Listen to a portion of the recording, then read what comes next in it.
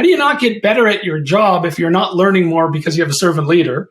And if you're better at your job and most people in the organization are getting the same type of leadership, how does the profitability of the company not grow?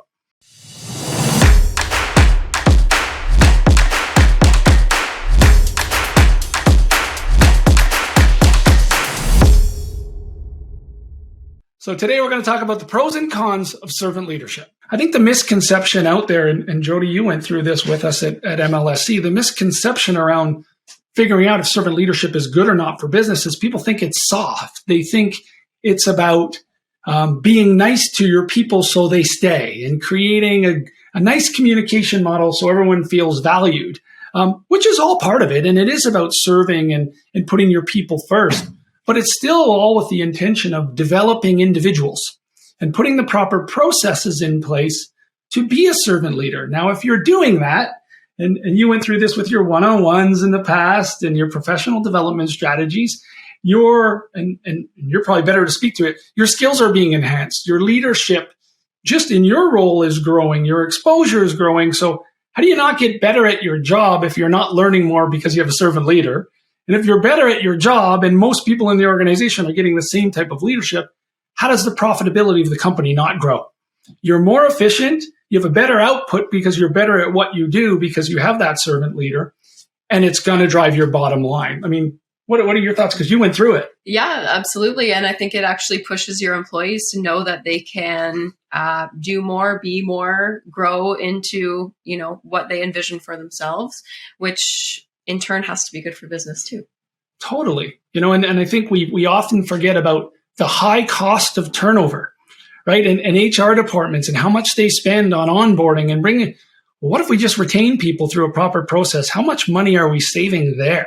And how does that impact profitability? But again, I go firm to the point that you're going to drive revenue, you're going to lower costs, and you're going to have better people who are going to stay longer. So from my perspective, of course, it's great for business, and I've been able to measure that. Yeah, I think for me, one of the biggest benefits of servant leadership is not only retention, it's attraction, right? Because when you get a good brand reputation out there as an employer, because people who work there speak highly of what it's like to work there and the development you get, they attract more like-minded people. So that's number one. But yeah, once people are in an organization, we hear the great stories of companies like Google and what the office environment is, slides and free food. And what doesn't get talked about is, yeah, that's important, but it only lasts so long.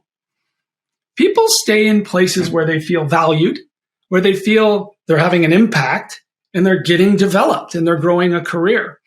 The problem is there's this misconception that, the young workforce, they want to get promoted right away or they're going to leave. Yeah, that's going to happen with a few people. But if you're doing a servant leadership process throughout, you're going to retain most of your people because what those people really want is feel like they matter and they have an impact. And if their boss never talks to them and they don't have measurables in place and there is no accountability and we don't stretch you outside your zone to learn new things, they become bored. It's not about the promotion. It's not about the slide. It's not about the free drinks on Friday. It's about, do I even matter here? Mm-hmm. And servant leadership to me is what retains people. You do that really well. I've observed you with your staff and how much you engage people and your third party partners on events and finding out what they value. I view that's why people want to work with you. Mm-hmm. And I think employees look for the same thing out of their leaders to decide to stay somewhere, that there's a partnership and they feel valued. Yeah. And it's a balance, right, of pushing accountability while still building trust. It's not all cushy, right? I'm still accountable for my work. Cushy. And but I'm building trust with my superior at the same time so that, I feel like they're invested in me and my career development. And I think that's kind of invaluable and you don't find it everywhere. I think the best way I can explain this is I had a CFO at Maple Leaf Sports Entertainment when I was the general manager of BMO Field. His name was Ian Clark.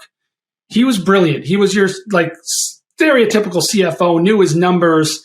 You get to strategic planning or budget time, you're not getting anything by this guy. And I looked to impress that man because I knew if I could show the way I led, develop business results, I would get some empowerment and some trust from him. And as a CFO in a strategic planning session, I'll never forget, I was in charge of consumer products. And I was making an ask for $500,000 to build out another point of retail distribution in the Air Canada Centre at the time. And I knew going in that was going to be what I thought, like me getting on my soapbox and explaining why it was good for the brand and the results it would generate and fan service. And Ian said yes almost right away. And I kind of sat back like, wow, why is that? And, this is what I try and bring in to, open people's eyes to servant leadership is, Mark, there's accountability in your role, and success gets you empowerment. You had a great year last year. You've got the trust. You are a wise investment as a leader. We need to cascade that down to all of our employees if we want them to stay. People think servant leadership is, hey, Jody, are you okay? How's the family? Are you enjoying work? That's all important. But servant leadership is, okay, Jones, we're going to talk about the business. What do you need from me? How do I set you up for success? Hey, here's what I need from you. Before we go there, let's talk about the context of the number of whether this is working or not before we figure out how we partner to help you grow and the company grow. To me, that's what retains employees. No one wants to stay in a company that they don't think they matter. I tell another story about Marc McRae in my book. Like, this guy was the district manager of Champ Sports across Canada, and I was a 16-year-old part-time kid, and he'd walk in the store and say, what are we going to get you, man, so you can keep selling the way you've been selling the last few weeks? What? Like, I'm not just a part-time kid? Like, this senior executive came in and asked me what we need to do on the business? That's servant leadership. That's what retains people.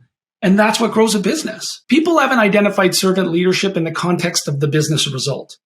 So that's a con, right? Because people won't buy in because they don't know that there's a discipline to say, we're going to measure this thing, or we're going to measure this leadership style. And so the con is, it's nice, but I don't know if it's good for my business. That exists today as a con.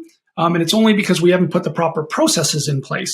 So when a leader is leading with servant leadership and is trained on these key behaviors, we should be monitoring turnover in that leader's department. And now you're managing all your leaders, and your best leaders are keeping their people the longest. But if their departmental business results aren't changing, but their people are staying longer, then you've got a gap. And you got to go back and you got to say, okay, well, we're not generating the business result. We have to do that as you are a strong leader. Let's define where you need help as a leader to drive the business result. The biggest con out there about servant leadership today is, I don't know if it's good for my business, so I don't want to dive in, and I'm afraid to trust my leaders and my people. Until we put this all aligned with, here are the metrics that shows where we're doing well and where we have gaps, and here's how it's impacting the business, we'll continue to only get a little bit of adoption from people who care about other people, which I think is probably one of the biggest things in life. But we need to convince the business owners that it's also good for business. So that's the number one con. And then the other con is, sometimes you put all this effort in and people still leave. You do all you can to develop someone's skill set and you get them ready for the next role, and a competitor comes along and give them that promotion today and they're gone. And it impacts you emotionally because you've invested in someone, and it impacts your business because, oh my God, that we invested so much. That person was our top sales professional and now they're gone. What's this going to do? So that's a big con of servant leadership, that you may do all this and people may still leave you. That's a risk. Having said that, if you can get it cascading organization wide, why do you care?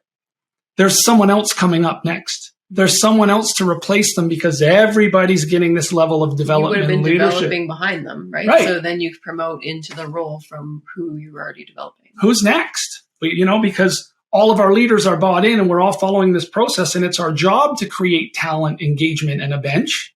And let's get ready for the next person. So that's kind of a real con out in the marketplace, but a real easy way to get over it is to double down and invest in everyone. And then you're always ready. So if you want to learn more about how to implement any of this stuff, there's two options for you. Number one, you can take my online servant leadership training course. So you don't have to wait for your organization to train you. You can go and get that skill and knowledge today and bring it into your company and start to make an impact with your team.